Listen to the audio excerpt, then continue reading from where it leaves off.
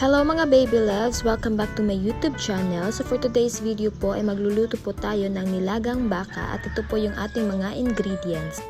So meron tayong sweet corn, kalabasa, ginger, asin, black pepper, onion, ang ating main ingredients na baka, pechay, at saka gagamit din po tayo dito ng tubig. So kung ready na po kayo, tara magsimula na po tayong magluto.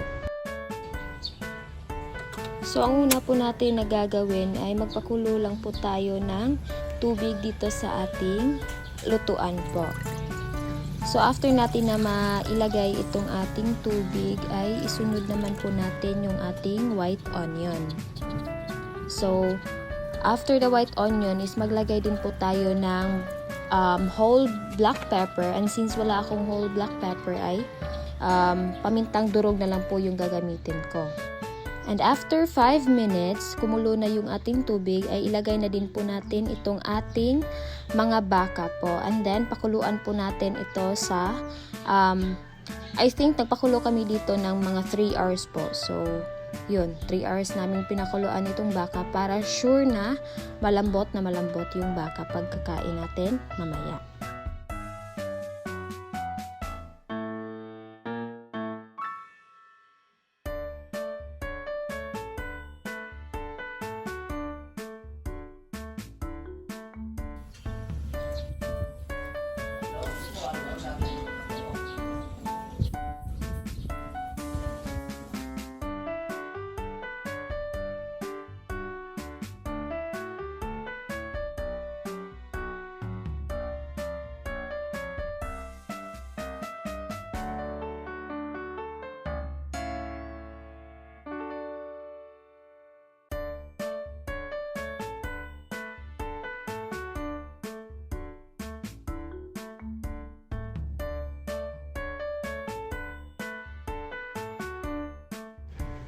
After ilang minuto or oras siguro ay sinunod ko naman dito yung ating ginger po. So ayan, halo-halo lang po ulit para ma-mix yung ating panakot.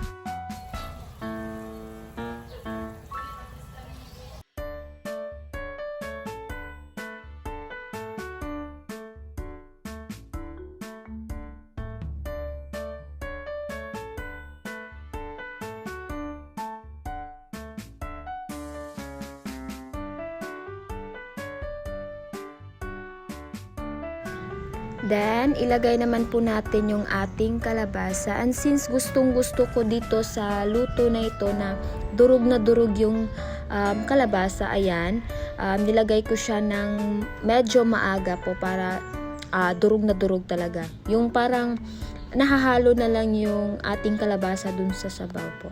So, ayun. Para mas lumapot din yung ating sabaw.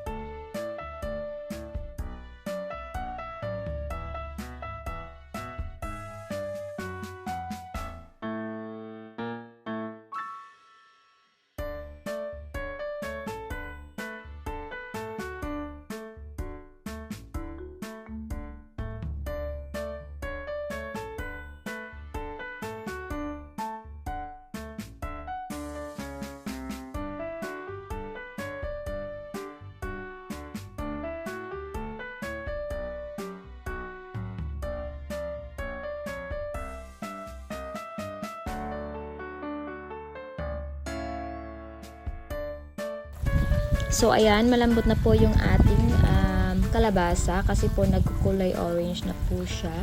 Pero since hindi pa ganun ka lambot yung ating bakay, hayaan lang po natin itong kumulo pa ng mga ilang oras. And then, ilagay na po natin itong ating green chili po. So, hindi ko siya nalagay kanina sa ating main ingredients po kasi optional lang po ito. And since mahilig kami sa maaanghang, so ayan, nilagyan namin siya ng iilang piraso ng green chili po.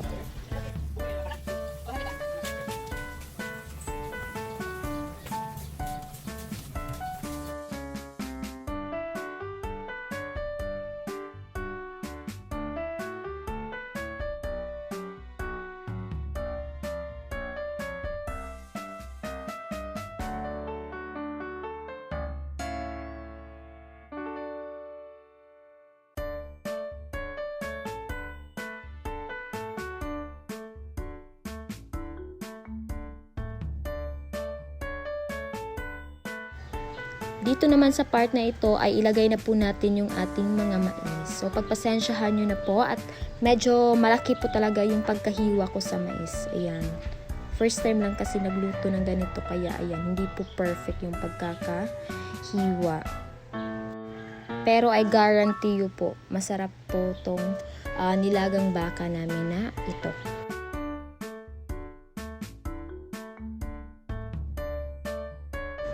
So ayan, palambutin lang po natin itong ating mga mais.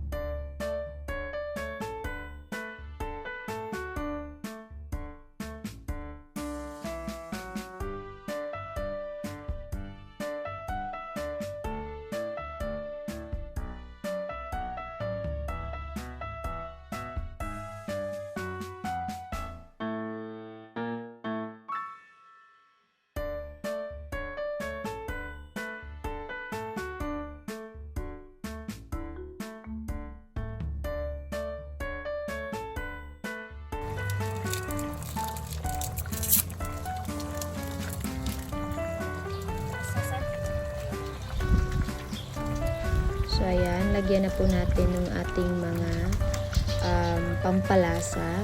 Nilagyan din po pala namin ito ng Knorr beef cube po para mas mag-enhance yung kanyang lasa po. And then black pepper. Then naglagay din po tayo dito ng asin para sa alat po na ating gusto. So ayan, paunti-unti lang po natin yung lagay dun sa asin para hindi naman po lasang dagat yung ating niluluto po. So ayan, halo-halo lang po para mag-mix yung ating mga nilagay na asin at saka mga black pepper. So ganun.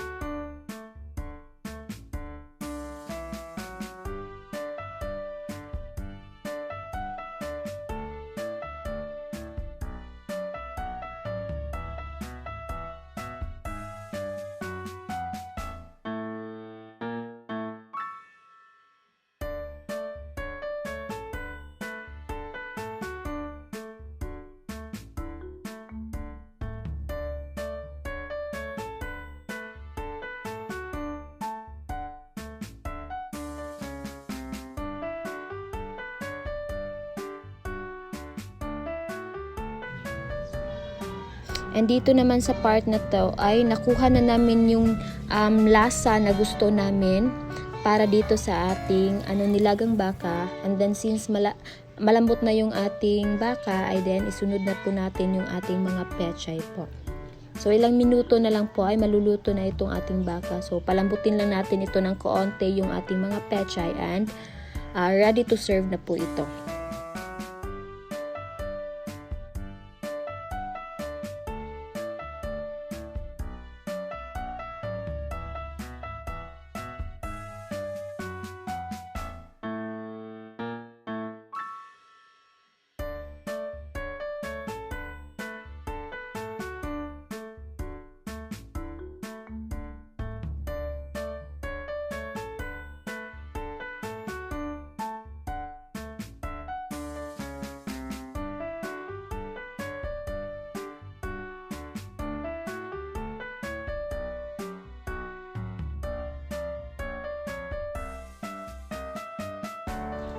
So ayan, ready to serve na itong ating nilagang baka.